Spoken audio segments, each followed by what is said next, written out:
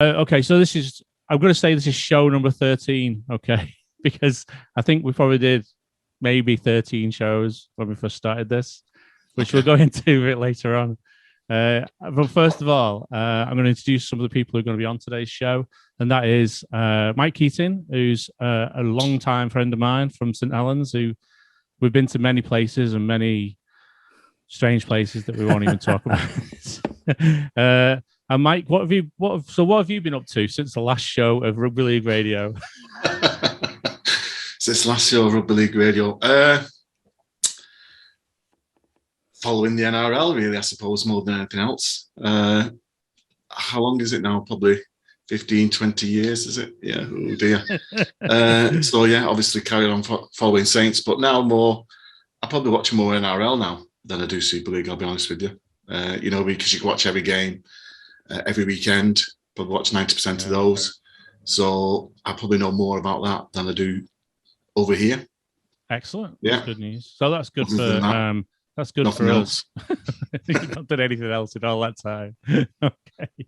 Right, Andrew Foster. He's probably, well known across the Twitterverse and he's got into more arguments than I think I've ever got into in the last year.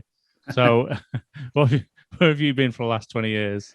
Been on a tour of League One recently with the former World Club champions. What have I been up to? So I moved down to London. I had a year in Australia, which was pretty amazing. Was there for the World Cup and a fair bit of the 2009 NRL season, which was fantastic. And then came back to London. Just now moved to Essex.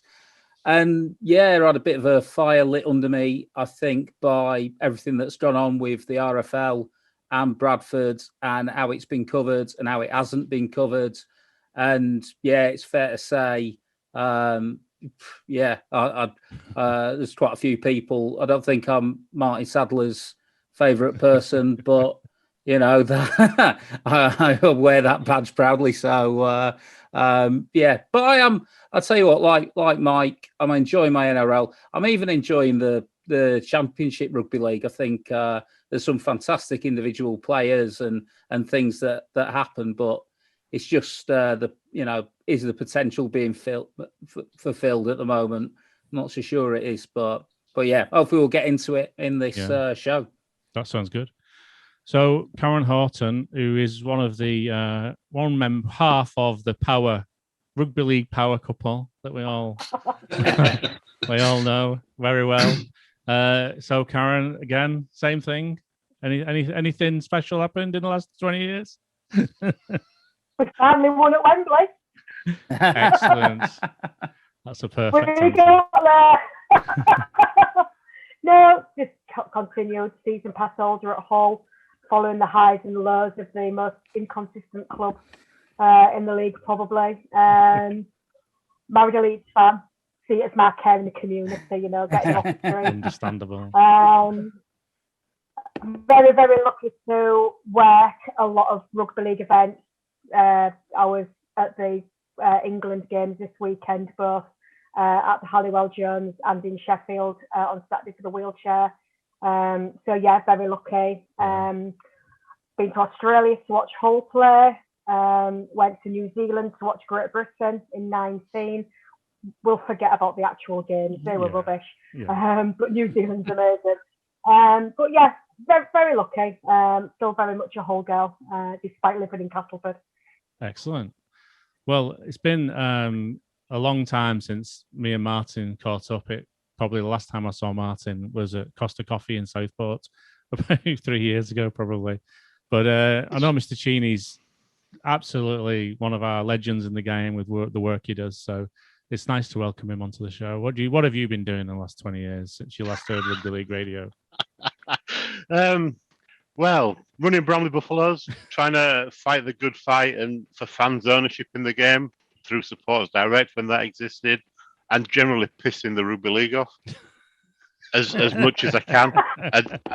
As I am in the community game when we have our community forums.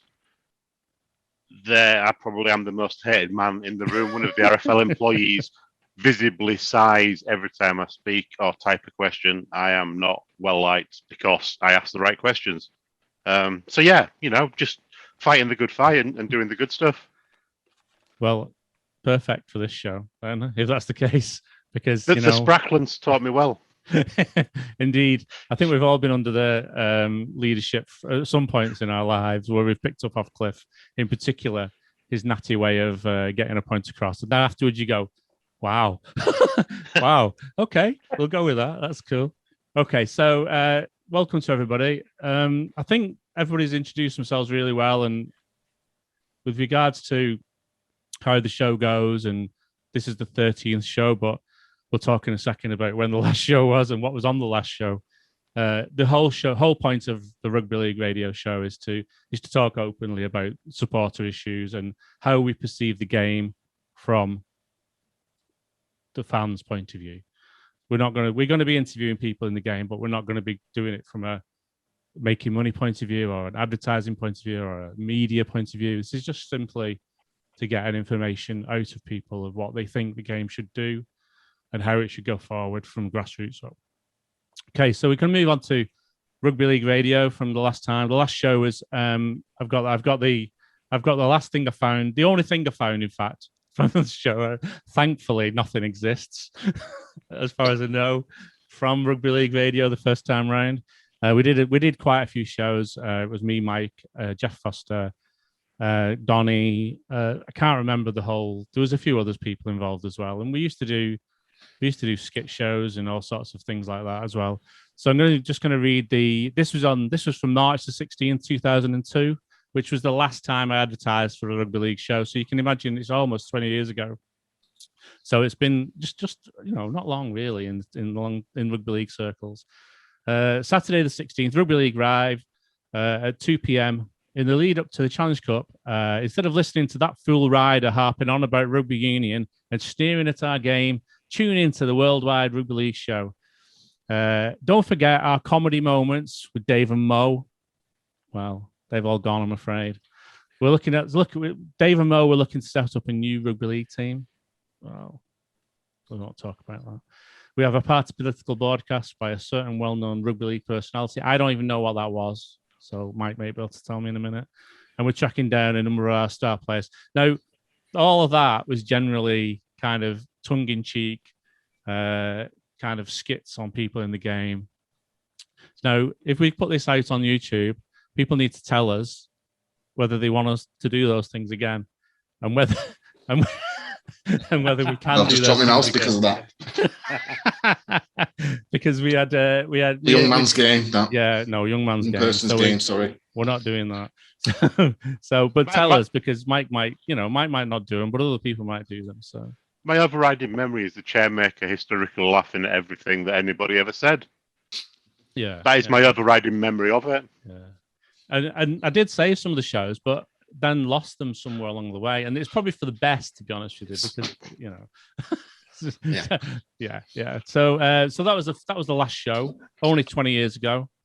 20 years to get to this point, and I think rugby league's kind of moved on, but I don't know whether it's moved forwards or backwards, or it's not going anywhere. I don't know, but we'll try and get to the bottom of that. So I think it's easy to just go back to the last major game that was played, and that was probably the All-Stars game, in my opinion. I don't really know what you guys think about that game. It's important to kind of stress that the biggest thing from my point of view was the mess in the lead up to the game. So, Andrew, do you think of anything that? Well, yeah, I do. I think it was just ludicrous. You had the RFL and their supporters online, sort of journos and others saying, "Well, what can they do? It's the Super League clubs have reneged at the last minute." Well, even for the I think it was the Sydney Sevens, 1994, when Paul Newlove didn't want to go on that, the RFL said, "Right, okay, you can't play against Featherstone that weekend, and we're going to take someone. We're going to take your teammate Paul Medley." So Bradford were punished in effect for for doing this. The RFL at that point actually were organised, whilst this time they've just thrown their hands up and said, "Oh, what can we do?"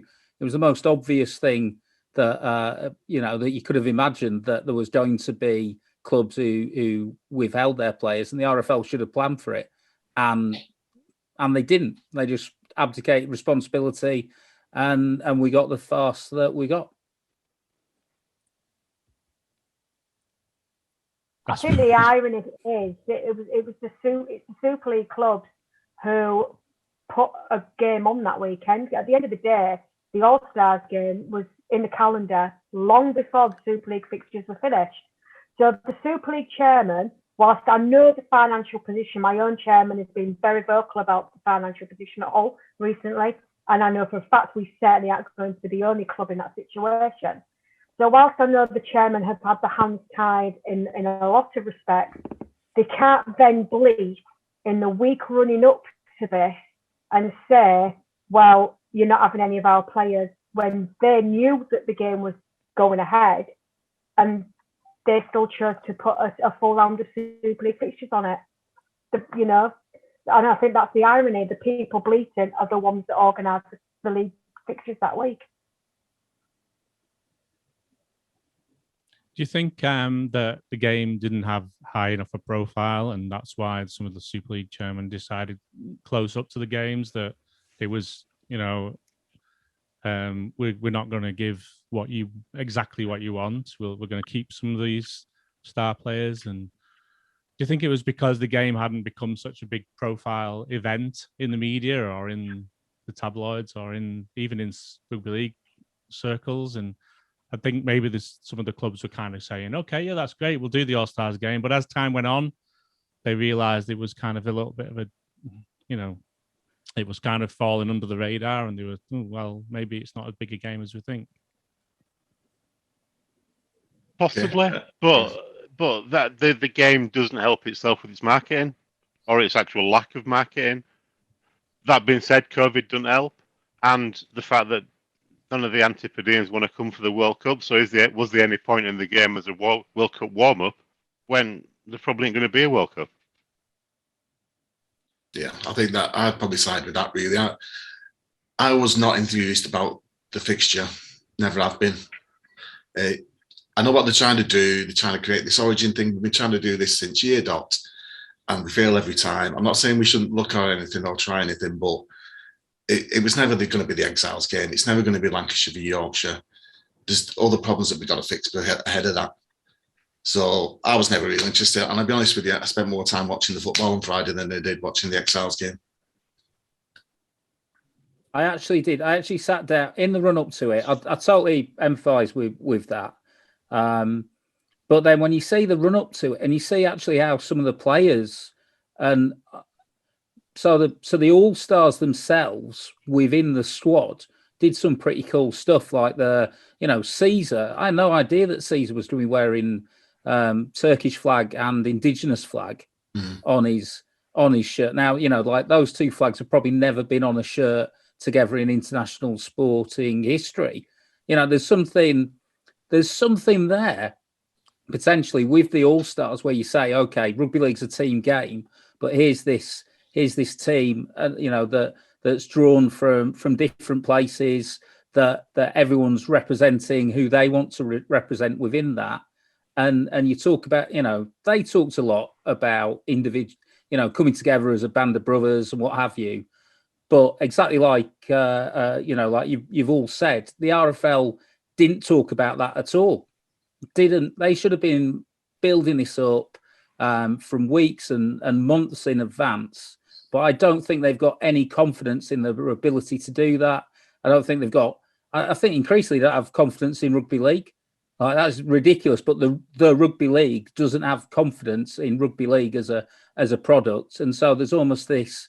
Yeah, we're putting. They're sort of offering this game and saying, well, it's maybe watch this, but you're probably going to watch the football anyway. When actually, if they'd have talked to Caesar, they'd talk more to those guys, and then really run with that idea, of a unique team. If they'd run with the idea of it being, Jake Connor or what have you potentially being picked in it, and saying this is probables versus possibles. If you talk about football, imagine a football game in the 90s where Laetitia is playing against England, or Clough is managing a team against England. I think that had potential too. But those are just ideas. But the RFL had no idea. They should have found some ideas early and then hammered them, but they just don't do it. Yeah, I think probables against possibles is good. I like that.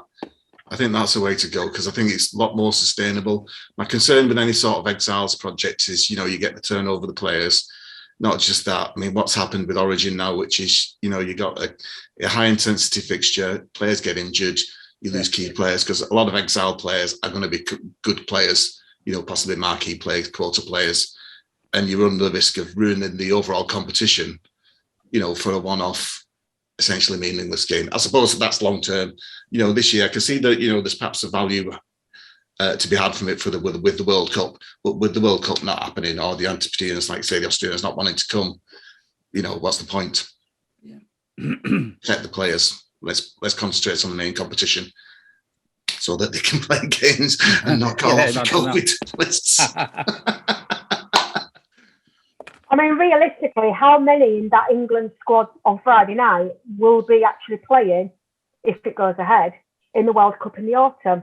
And that's the problem. It was meaningless in the end because there was such a massive bulk of the main England squad not even out on that pitch. Another problem, you were saying about building up the idea of the All-Stars and everything like that. They didn't release the squad until, was it Monday, Tuesday? Having Jake in it was the biggest shock of all in Hull. We did, yeah. And that's the problem. There was absolutely no planning whatsoever. No. And he was probably arguably the best player in the match, really, generally speaking, because he always gives 100% anyway, that guy. So what are we going to do to fix this? How do we fix this? What do we do to make this better? How do we go from the old Lancashire Yorkshire fixtures that kind of never really grasped each other's the supporters, and turn it into a probables versus possibles or a proper all-stars, not combined nations all-stars. What do you want to achieve by having it? What's the purpose of it? That's the first question that we need to be asking. Why are we doing it? Is it to improve, to create a side for the England team to play against? That's fair enough. But then you're probably better going down the probables and possibles, aren't you, than, creating some sort of imaginary contest, because we can't get Lancashire Yorkshire. It doesn't serve the game. It doesn't serve how we want to project ourselves in the future either. And Origin's struggling in Australia. The viewing figures, they've lost 1 million in 3 years. And Gus Gould posted earlier today that the figures are well down in the space of 10 years. So that they were talking, in fact, the other day on Fox League, weren't they, about the fact that I think it was plus I can't remember who it was saying that the best players aren't playing Origin anymore because the best players aren't just Australian anymore. So is Origin as a concept what we should be pursuing? But again, it goes back, what's the purpose? What do we want to do? What's it about? Yeah, I think ultimately we need to get England a competitive summer game or a couple of summer games. But how else do we do that if we don't have a other representative side? I guess you could. Sorry, Karen, go on. I was just very quickly going to say, I think one of the major issues you've got with International Rugby League in this country is the fans.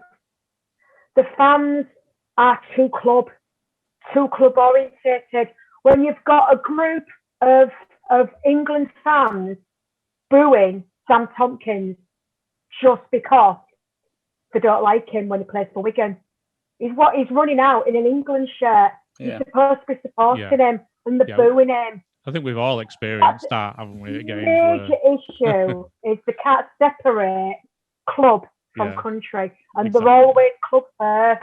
So if you're not going to buy the fans in, where do you go from there? Do you think that's changed since Super League came along? That that pre-95 people went to international games, and I've been at Wembley when there were cannons going off and John Key was coaching him, and there's 75,000 people going wild as people came out, and then Edwards got sent off, but people were about the Great Britain team. But since Super League, or perceived Super League times, that's changed, and it's become more about the clubs. In the same way you said, Karen, right, that people are interested in clubs. I mean, booing Sam Tompkins is fine because bad tattoos and many other things, but the concept That's is playing for his country. To be fair. But you know where I'm coming from. In the same way as Mike says, Yorkshire, Lancashire wouldn't work because the game's changed in that way that in the mid 80s, early 90s, people turned up for a Wednesday night game at Headingley watching Yorkshire versus Lancashire, and yeah, it was a different game. And I don't mean that things shouldn't change, because things should change. Everything changes. If life stayed the same, it'd be crap. But you get where I'm coming from. The game, the fans of the game changed around that time. Yeah. I'm sorry. I'm just going to say I don't see that so much, because I attended several Test series, Tri-Nations competitions. You know, certainly in the Norths, where it was near enough sellouts, wasn't it, for every game, sort of 3 games. So the appetite's there. People are prepared to support it. I think possibly we haven't. Well, Richard Lewis seemed to do that job, didn't he, with putting the sold out sort of sign outside to create buzz about it. And we've probably not really built on that, I would say. Yeah, definitely. Yeah, I think in the end, everyone knew, even going into this, that it'd probably go the same way as the Exiles, go the same way as sort of Super League Origin before it. There's a sense that we'll just chop and change. And if they committed and said, look, we are going to do something, whether it's almost more important that they say, right, we're going to do this, and we're going to do it for, we're going to set out to do it for the next 10 years and build it up, and then we'll review it. But then you might actually, not so much even sort of getting the fans on board, first of all, getting the organisation on board with doing something long-term and serious. I genuinely, it's weird, really. The more I think about it, the more I think modern world being as it is. One thing that really struck me, Elliot Minchella was down at Wembley for the Italy match, and he posted a picture of himself kissing his badge, his Italy badge, just obviously, Elliot Minchella. He's a Bradford lad. He's England qualified. I hope one day he plays for England. But the modern world is that, a lot of people, and I'd say a higher proportion of kids who are fantastic sports people, tend to have backgrounds from all sorts of different places. So the Combined Nations All-Stars actually has potential to mirror that. But if you just serve it up on a plate with no 4-4 and nothing, fans aren't going to buy into that. If we had a concerted effort to build up the All-Stars, build up, say, France and Wales into actual opponents for England, then who knows where we might be in 10 years' time. That's what I'd like to see anyway. I think I remember Mike Rush saying to me when he first came to Saints, or 10 years after he come to Saints, 5 years. He's been there so long, I don't know now. But he said, because I was talking about starting a club up in Southport or whatever. And I said, well, I might start with an open age team. And he said, no. You start with the youngest age groups you can. And then you get the next lot in behind them, and you keep them moving.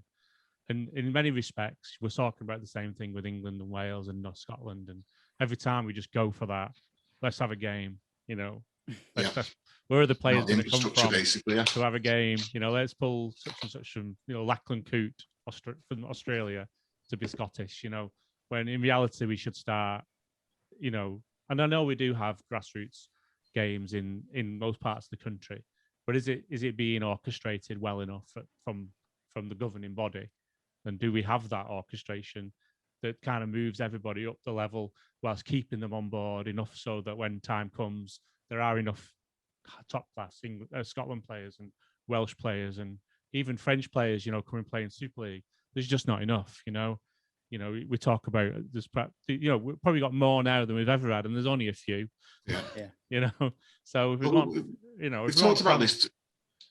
Talked about this over the times, haven't we? Let's go back. I mean, this is going back to like when it was on like the message boards, wasn't it? And we had there's all those sorts of ideas where you could, give team special dispensation for promoting players from particular areas, as an example, salary cap sort of thing. And we talked about this with France when even before Catalan, I'm pretty sure. Which you could have them where they would be free off the salary cap, and it promotes the game in France. They get free development over here.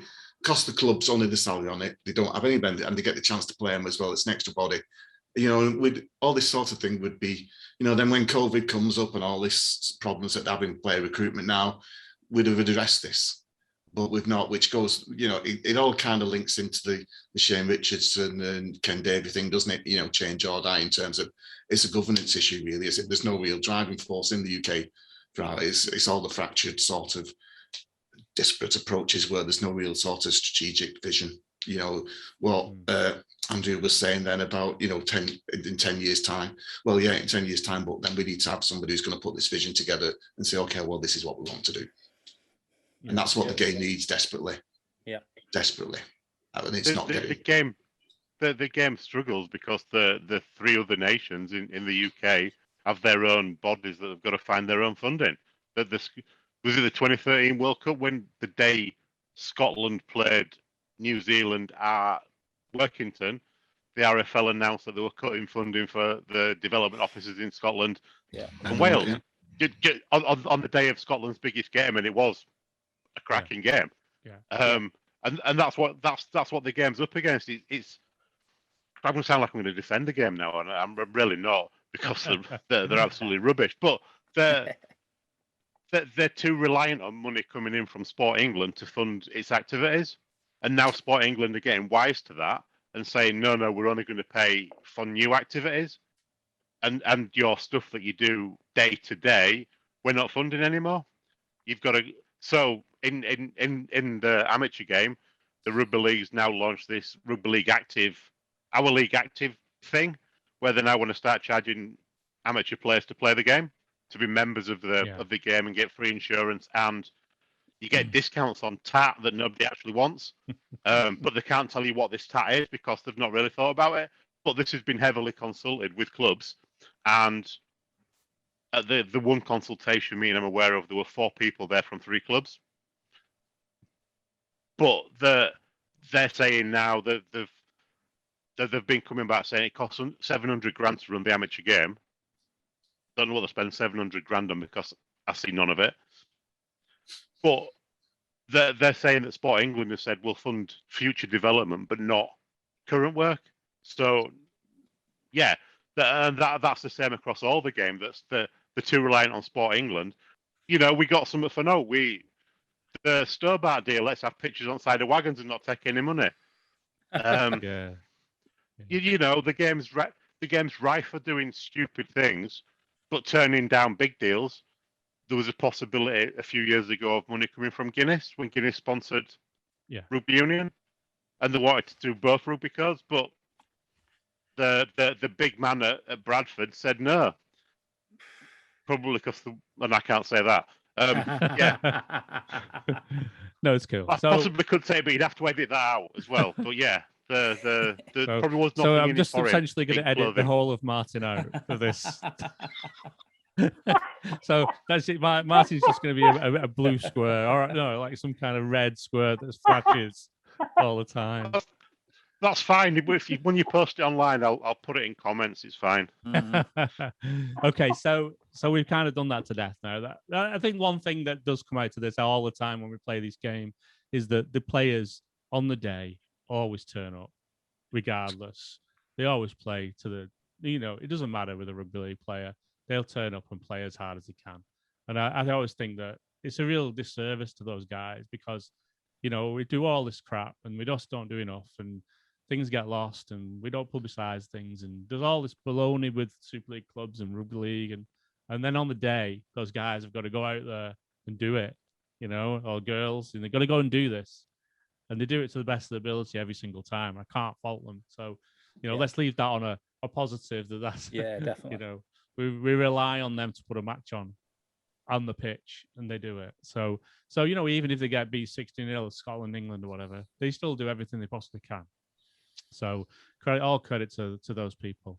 So the one thing that does come out of Rugby League over the last few years that has been an absolute positive, and we can't, 20 years ago when we first did these shows, there was almost none of this women's rugby league or girls rugby league or whatever being played. There might have been some, a lot of the girls who played younger ended up just quitting sport at 18 because there was nowhere for them to go. There were no clubs. There was no investments in that side.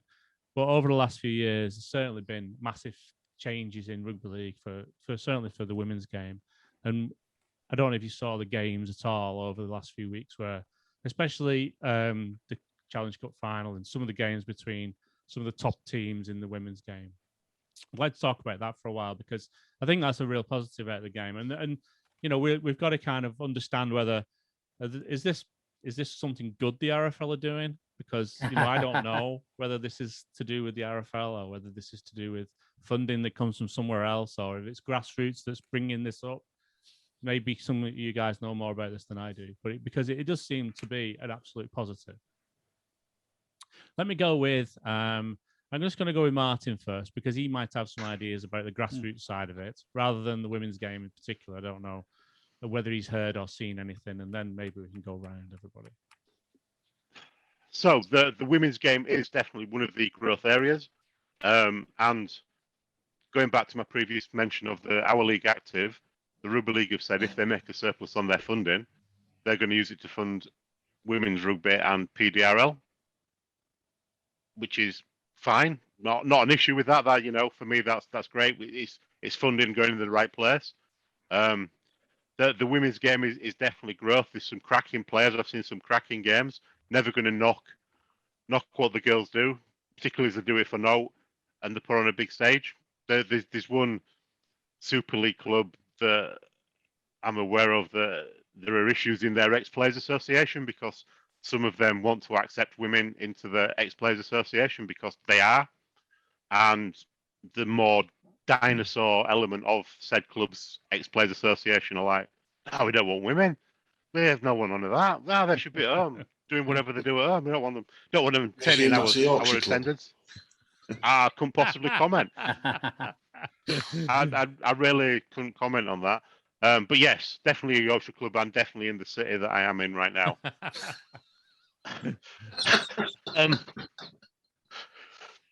But the Women's Super League concept is no, okay, it's not. A couple of years ago, we were at the All-Party Parliamentary Rugby League group.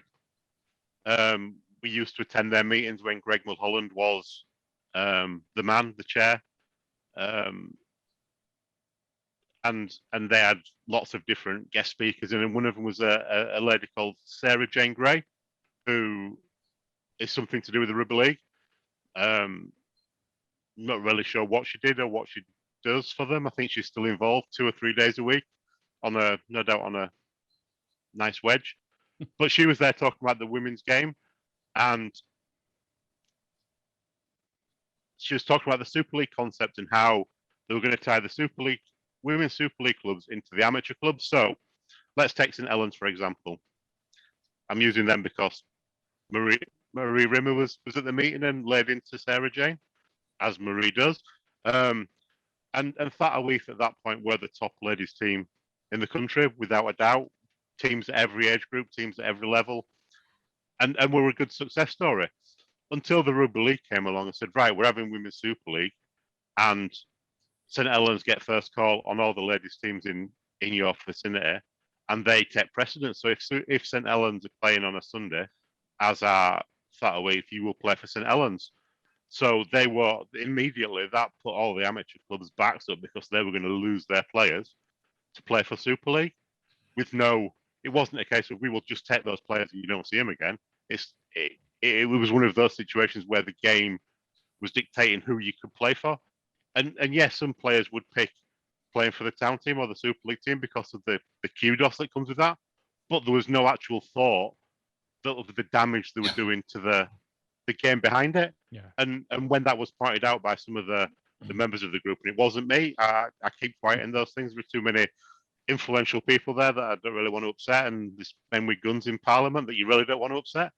They were saying the same thing, that you're doing this, but you're going to damage the community game behind it, and they were adamant that wasn't the case. And I think there has been a fair chunk of that. That yes, Women's Super League is growing, but the community game behind it, people have stopped talking about it. And why is that? What's the cause of that? What's your thoughts on this, Karen? I know you came to us with NRL fans with requirements for, you gave us a kick up the arse, essentially, and said, we need to do more for women's game. We need to have a women's Super League forum. And you kicked me out. I'm going to now start doing a Saints Heritage women's kind of, part of the Saints Heritage Society, start inducting them and things like that. Starting to get into that with the guys there. Hopefully we can move that forward. What's your take on all this? I think if you look at the fans, we're not like football. There's probably just as many women go to watch their teams as men. That's been the case as long as I've been a Hull fan. And I think to grow the women's game, they're never going to be equal. Unfortunately, they're never going to be equal. They're always going to be the amateur side. But it's really important that we encourage them into their own clubs, grow them into their own clubs. I know that Hull announced this week the Centre of Excellence with Cumbria. And I know that one of the things that James Clark has been very, very big on is having a Hull FC club. So the first team, the academy, the women, the PDRL, the wheelchair. We've been speaking to Leeds about their basketball side.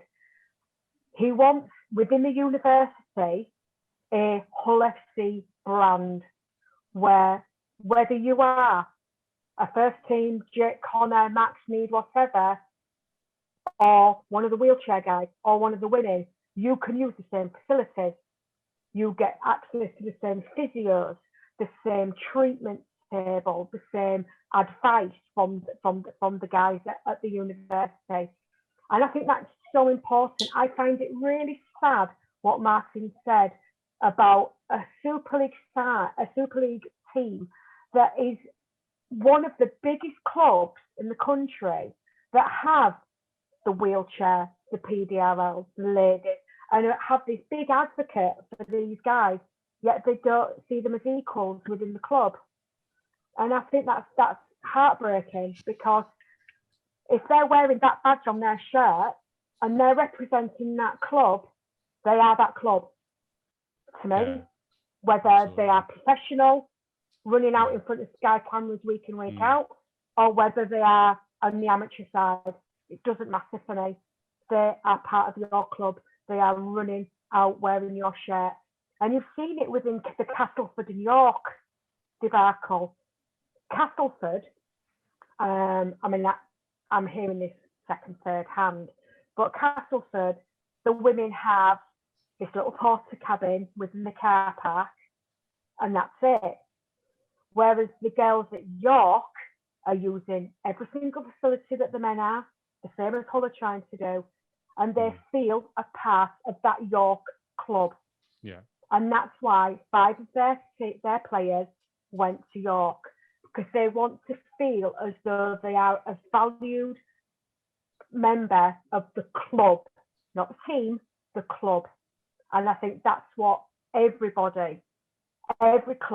needs to be doing, not just for the women, for the wheelchair, for the PDRL, and really start building it as a brand, not just as individual teams.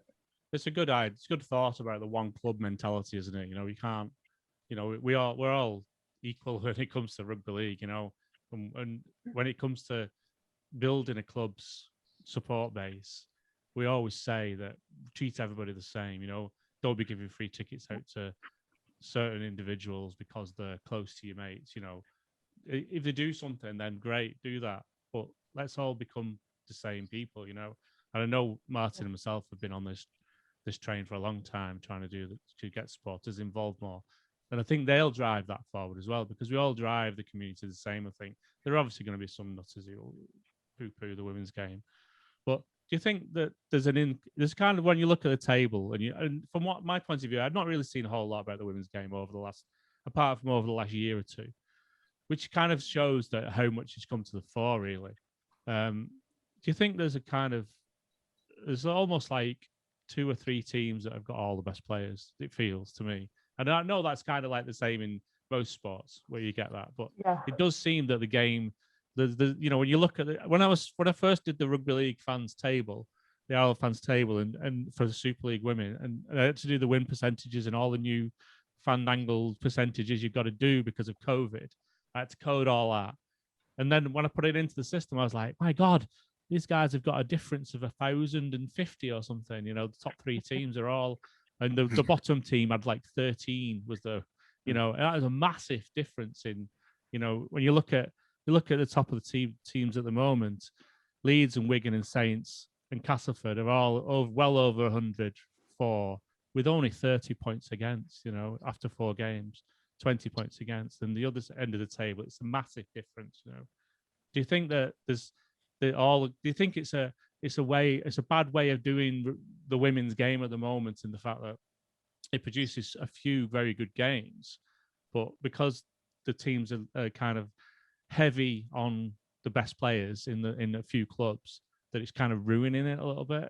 How does that work? I think from my point of view, that's the same. Certainly in amateur rugby, that a lot of players follow the coaches around, or wherever you get your best stash of gear from, which is really sad. But that's what, maybe not so much now, but maybe 10 years ago, there were certain clubs that would throw 200 T-shirts at you. Can I just stop you there and clarify? When you say stash of gear, you just mean clothing, like goalposts and clothing, right? Yeah, clothing, boots, almost always. Bags, yeah, all your O'Neill gear that you're wearing, and the wardrobe I've got full behind me. I understand. But yeah, that sort of stuff, and yeah, I've had players play for Bramley that go from club to club collecting stashes of gear because it's like a badge of honour, and the Super League concept is fantastic, but is it too early in the women's game formation that they're pushing these players to play at this high level, and not all the teams are there yet?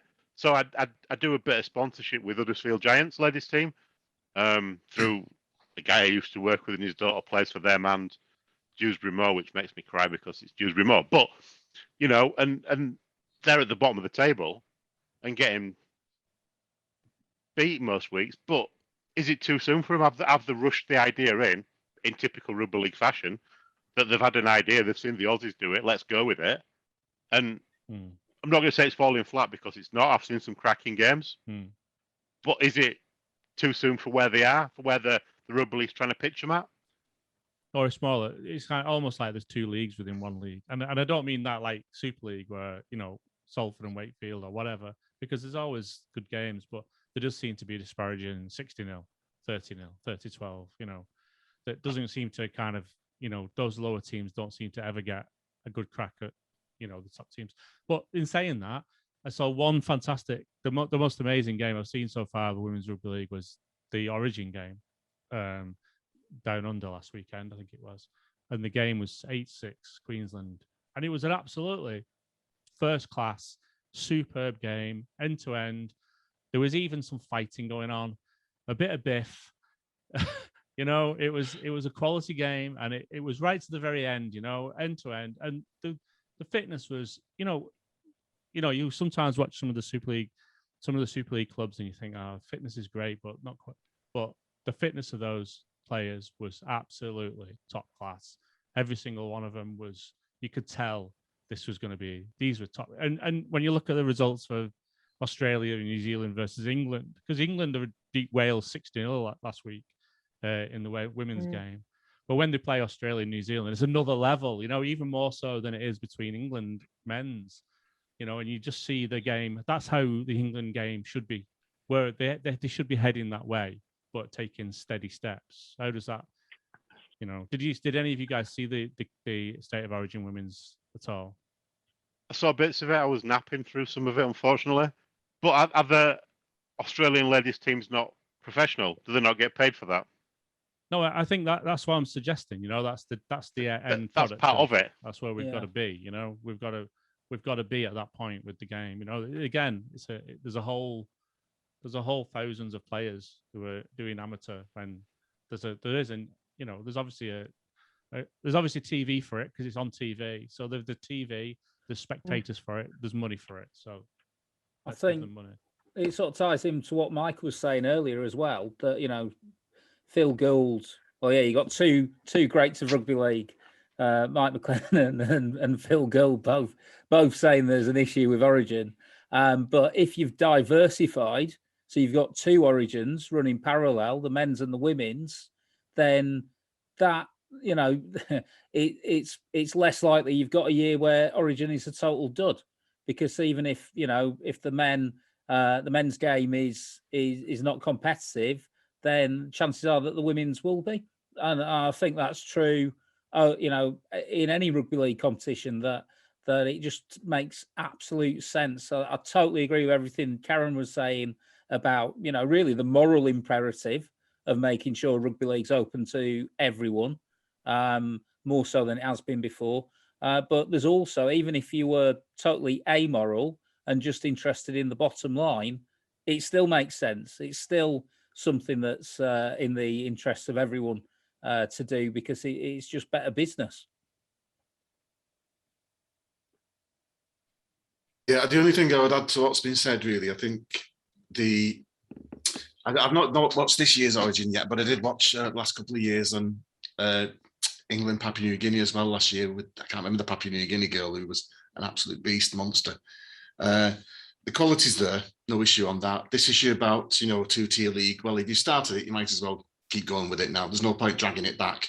You can reform it, maybe, if you want to do. There's an issue there, though, as well, isn't there, that Martyn's identified, which is what sort of compensation needs to be arranged for teams lower down, amateur teams, whatever, that have invested their time, develop. What do they get out of it? Which, again, goes back to a governance issue, doesn't it, about the overarching strategic vision for the sport. The gap and the difference will come in the during time, unless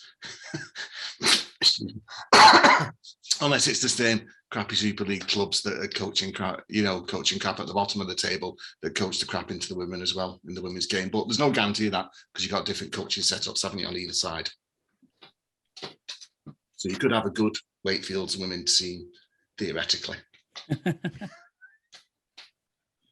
Yeah, I think it's a. Anyway, go on, Karen. I was just going to say, to round up the women's game, I was very honoured to be part of the launch of the film Power Mary. I don't know if anybody has heard about it. And what it is, it films the Papua New Guinea, the Orchid side, from conception through to their first international game within the World Cup. And it's fantastic. It really is. It has you in tears, because, Papua New Guinea, their national sport is rugby league, but it's for the men. And what these women went through to actually be recognised as rugby players and everything, and it's just amazing, absolutely amazing. And I would recommend anybody, if you can, if you've not seen it, to watch it. It's Power Mary, but it's spelled MERI, and it's an amazing insight to what the Papua New Guinean women went through to become a team for the World Cup. It's brilliant. Cool. In true YouTube fashion if this does go out. Unbelievably, I will put a link down below. Yeah, I'm not sure how you can watch it, but we'll find some way of getting some information to it. Joe that directed it was part of the predecessors to our fans when the chat rooms were doing the rounds. Right. Yeah, so I've known Joe Lester for Joe yeah, Lester, probably right, since okay, cool. yeah, it's Joe Lester. She's the one that did it. Yeah. Yeah.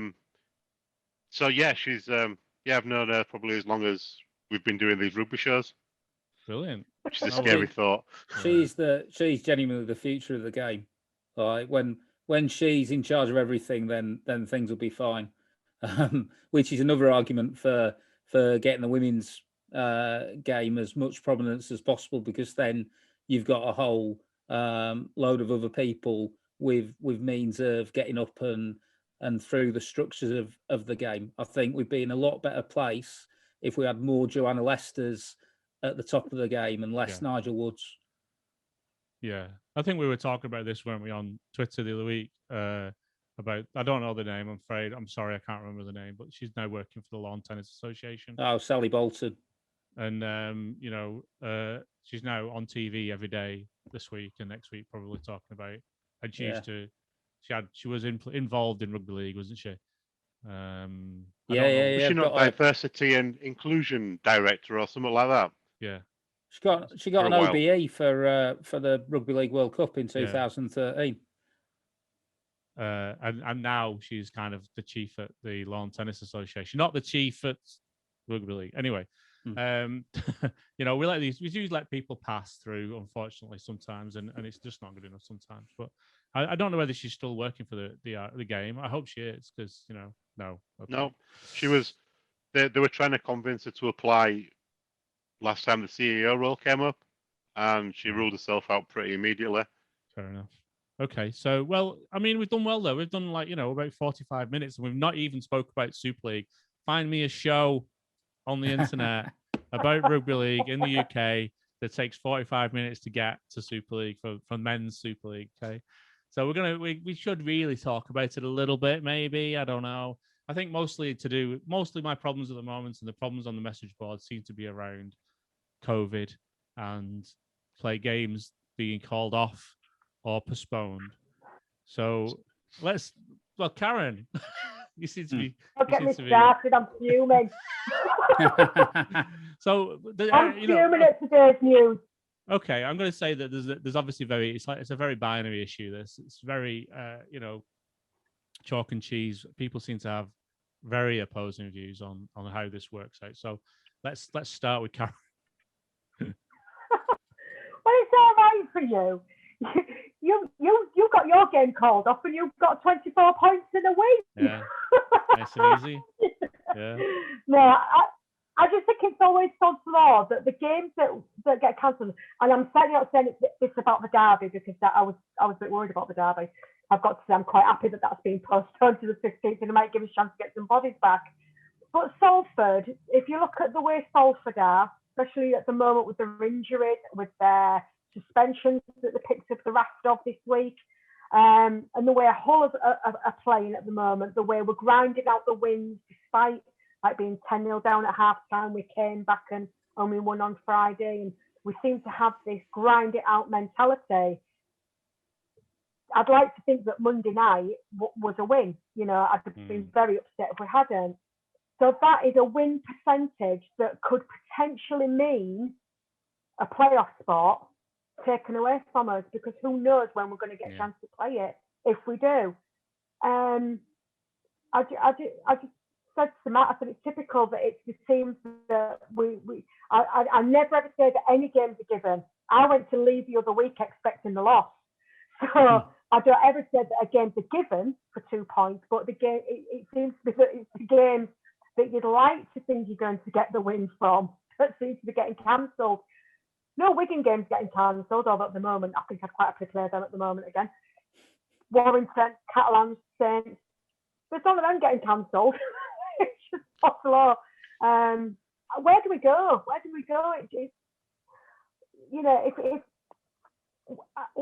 it end for me?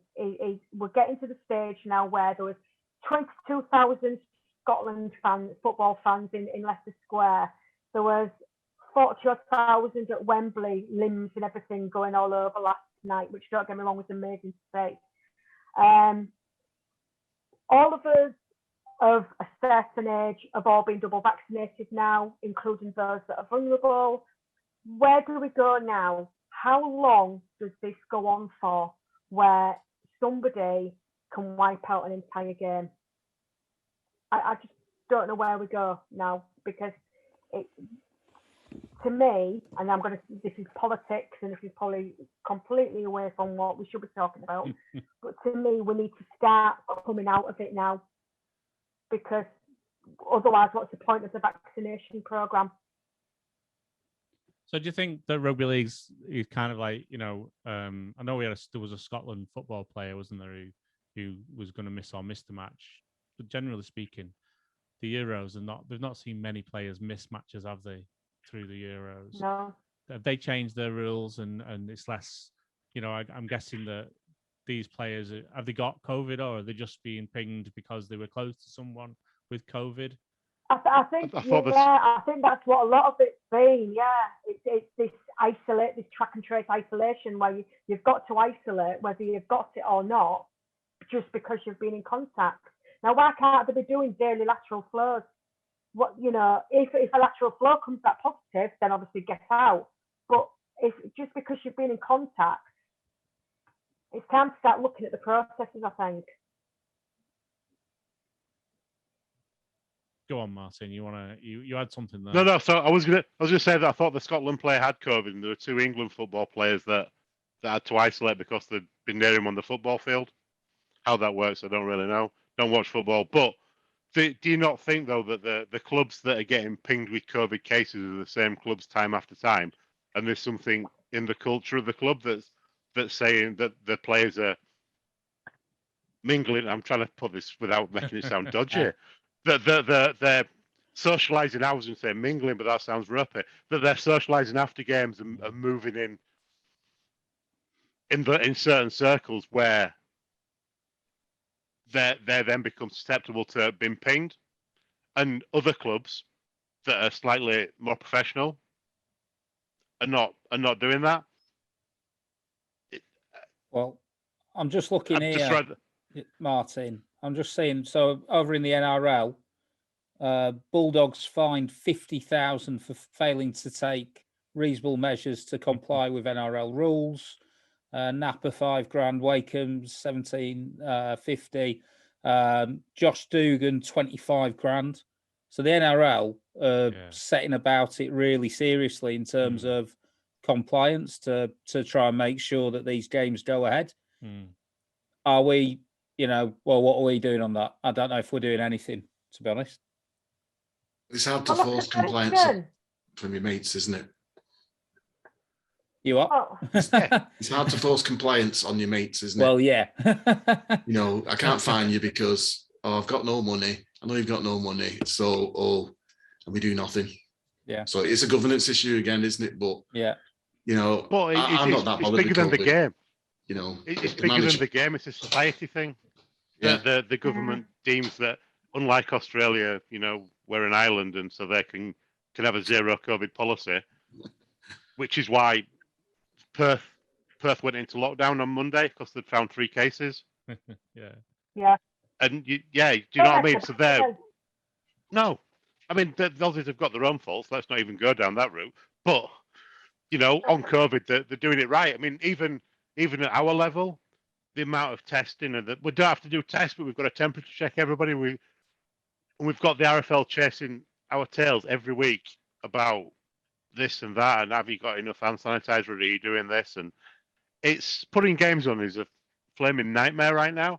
And today they've said that some clubs have been getting significant crowds, and if we expect a significant crowd, we should risk assess our games and also keep within our capacity. Well, if you've been to any amateur club, how many of them have got flaming capacity numbers? I could go and get one.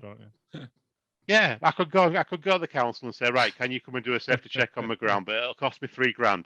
And then they say, Wow. well, you can have 500 people in, but you need X number of stewards, so that costs me another 20 grand a year in stewards. So then you've got no club. It's the game's trying on COVID, but the testing company that they use is not cheap.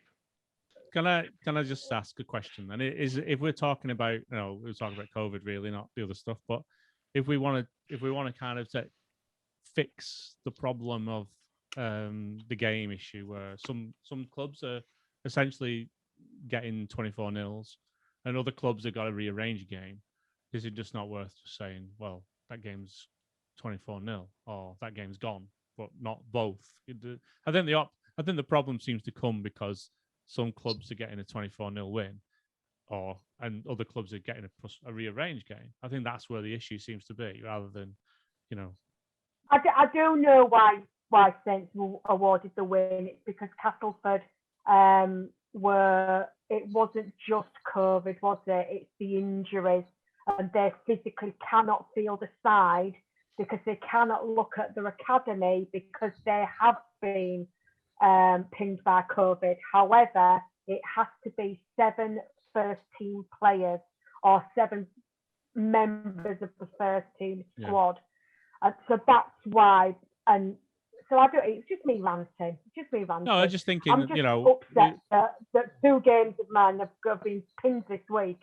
Yeah, I was in the railway end. I mean, Martyn says about the amateur game and about the risk assessments and everything like that. There was no blooming risk assessment when I was down lane 2 weeks ago in the railway end.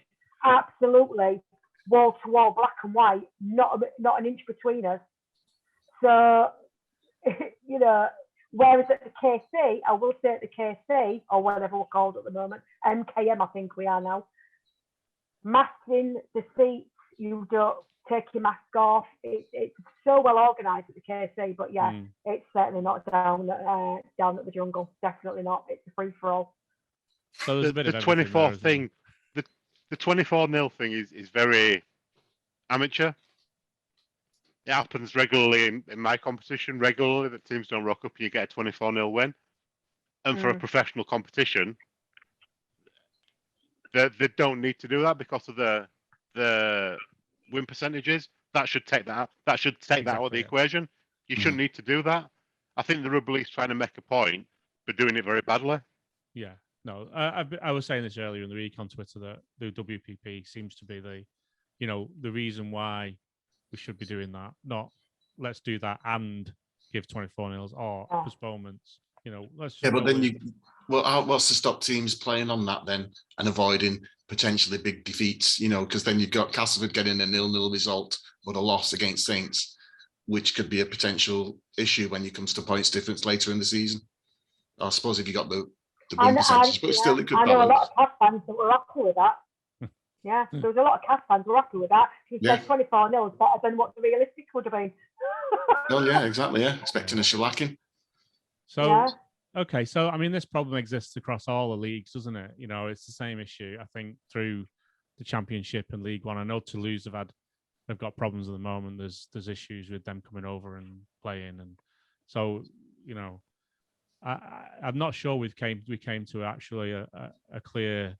This is obviously an issue that has many problems, and we couldn't come to an agreement there. So, can I just say one last thing? Sorry, there's one other thing that I've not even mentioned, that other sports are not having this issue because particularly like football, the players are paid so much that they don't need to be in the community and their families don't need to be in the community. Whereas in Rugby League, we're very proud of our working class heritage, and player X's wife will be down doing whatever she does, or and they're taking the kids to school and they're doing this and they're doing that, and they're mixing with people constantly because that's the nature of for sure our game and the communities that the game is based in, and I think that has a big effect on that. And again, certain communities it's more prevalent than in others. Yeah, I said that last year. Very much so. It's all like these footballers that have got nannies and staff that do this, and you know, they don't need to actually leave the house if they don't want to. Unfortunately, we aren't a rich sport. The wives will still go out to work. The kids will still go to the general school down the road. They're going to be around it. There's nothing you can do about that. So I don't think it's the case of some clubs. I mean, don't get me wrong. Yes, they might not be as tight on a lot of the things as they could be, but I think it really is a case of the fact that these lads go home, and that home isn't a bubble because the wives are at work and the kids are at school, and it is the nature of the beast, unfortunately, with us being, whilst a professional sport, we're still very much a community sport. You know, we mix. There's nothing we can do about that. Okay, sounds well. You know, it's something that the Rugby Football League had to put into place, didn't they? These things, because they're obviously going to be missing games at some point this year. If we want to talk about things that are missing, how about we talk about in-goal areas? Missing yards at in-goal areas. Andrew, what do we know about? What's the latest news on our in-goal areas problem? So Aaron Bauer published a story saying that Bradford have got a further dispensation to so they won't need the corners sorted for Batley or for the game after, I think. But the problem there is Nigel Wood's already on tape saying that the corners are the obligation, a quote, direct quote, the obligation of the RFL. And that because the RFL was so keen to get them back at Odsal, that they, you know, it was their obligation to sort out these corners for Bradford. I don't know if you've watched a Bradford match on on the pitch as it is.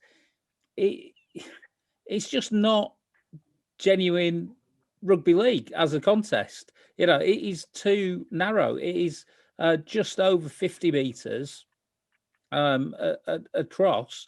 Ian Smith, the ref who tweets quite a lot, was saying, you know, it's about 2/3 the playing area in total that it should be.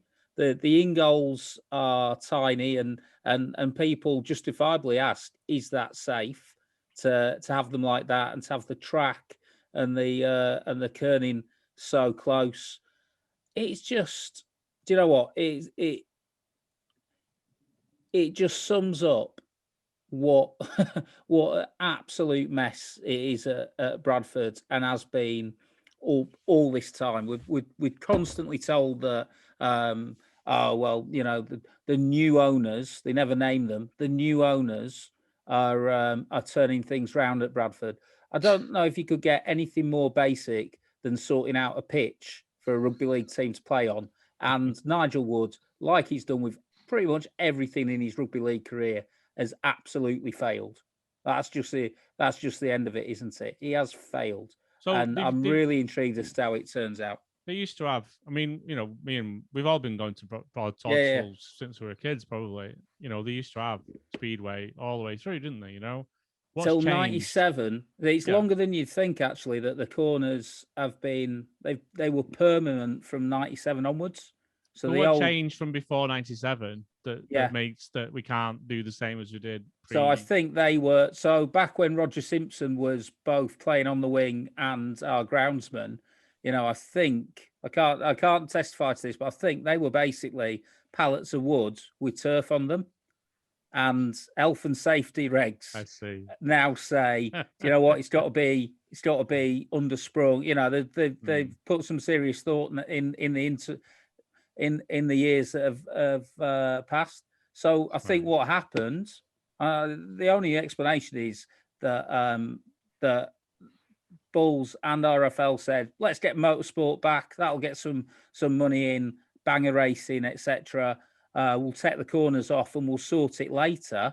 Well, now it's later and they can't sort it, or at least they can't sort it without it costing a ton of money that no one wants to pay. So yeah, just watch. It's a typical thing though. Same old Bulls, same old RFL. Oh, I don't know what you're moaning about. It's just for these two matches. 2 matches come and go. oh, actually, it's going to be for another 2 matches. It's like dealing with cowboy builders, and they. It really is, isn't it? Like, I'll be there. Oh yeah, my cat's died, but I'll be there next week. Don't you worry. It's just that's the problem though, because we've got an absolutely supine rugby league press now. Because we know that Martin Sadler has run league. Oh, conspiracy. oh. The Right standards side, of you the know. press. Put the plug on him. Lost you then, mate. I think what right. Andrew was saying then that Martin Sadler was Jerry Adams' voiceover in the 90s. Yeah. No, so it's important that I mean, I don't know how they're going to fix that because that's like those the whole problem with the pitch is I guess is part of a contract there with the Speedway to make it right. How are they ever going to fix that if that's I don't know that they are. I think it's possible that what they've done is brought back Speedway without realizing that it actually makes it prohibitively expensive to play rugby league there. Yeah. So, because as I understand it, the corners that come in, it's not just that you pay 50 grand or whatever for the corners. You then have to maintain them. You probably have to replace them sooner rather than later. So it's just, again, they haven't planned. They haven't thought it through. They've told fans who've said, "Oh, have you thought about this? That we're idiots and that we don't know half of what's going on." And then it comes to it, and guess what? The idiot fans had a lot more idea than the genius administrators. It's just, rugby league story as old as time, but there you go. Well, you're back at Odsal anyway. I suppose that's a start, isn't it? It's certainly better than being at Dewsbury. Yeah, that is true. Yeah. Okay. So brilliant stuff. Like keep on top of it. Make sure we're with you when Cheers, when you go and do these things. I'm listening to you on Twitter, even if I'm the only one. Martyn, whilst you're here, you might as well give us a rundown of what Bramley have been up to over the last few years. I know I'm going to say this now that I think Bramley are the only community club in the game, or is there No. more So there's Unslett fans owned. They own the Hunslet Trust owns the club, but they play under a different name. Rochdale were, but they sold out to Andy Mazzy for whatever reason. Hemel were before they sold their shares to whoever they sold them to. Ottawa. Eric Perez, one of those two. I'm not quite sure. They're all interlinked somehow. So yeah, there's been a few. So Swinton have got shareholding and fan on the board. North Wales Crusaders, I think, do. And that's probably where it ends. The Buffaloes, well, so I did a bit with Dave Parkinson the other probably a few months ago now, where I rambled on for an hour and a half on this topic. So I need to summarise it quickly. We've started off really well in National League 3 when the game had a plan that National League 3 would be a feeder league for National League 2. They ended that because there was no vetting of teams coming in. So they brought in Essex Eels, who lasted one season and got battered every week. Although it was a great coach trip coming back. And yeah, that's all I can say, because what goes on the coach stays on the coach. But then it became, they kept changing the competition. And when the National Conference League was convinced to come into summer through their 4 seasons campaign, and there was a lovely consultant who made lots of money out of rugby league and is now doing similar things to weightlifting. The summer conference suddenly became the premier summer competition, but they killed that link with the pro game.